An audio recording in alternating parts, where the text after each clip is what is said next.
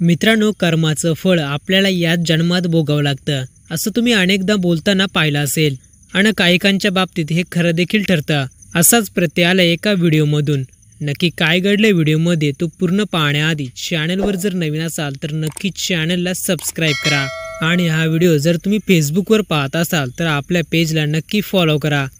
Social मीडियावर viral होत असलेल्या या व्हिडिओमध्ये आपण पाहू शकतो की एक व्यक्ती शेंगदाण्याच्या शेंगा विकणाऱ्या व्यक्तीकडे जातो, त्याच्याकडून शेंगदाणे खरेदी करतो, पण दुकानदार शेंगदाण्याचे वजन करू लागताच ती व्यक्ती आपल्या धूर्त चेहरा दाखवते आणि विक्रेत्याच्या नकळत आपल्या एका हाताने शेंगदाण्याच्या शेंगा आपल्या खिशात लपवते।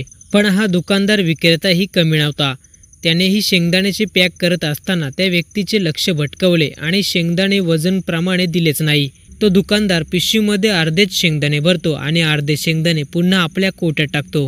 हा व्हिडिओ पाहून तुम्हाला असंच वाटत असेल की ज्या शाळेत ती व्यक्ती शिकत होती कदाचित त्याच शाळेचा मुख्याध्यापक हा विक्रेता दुकानदार असावा।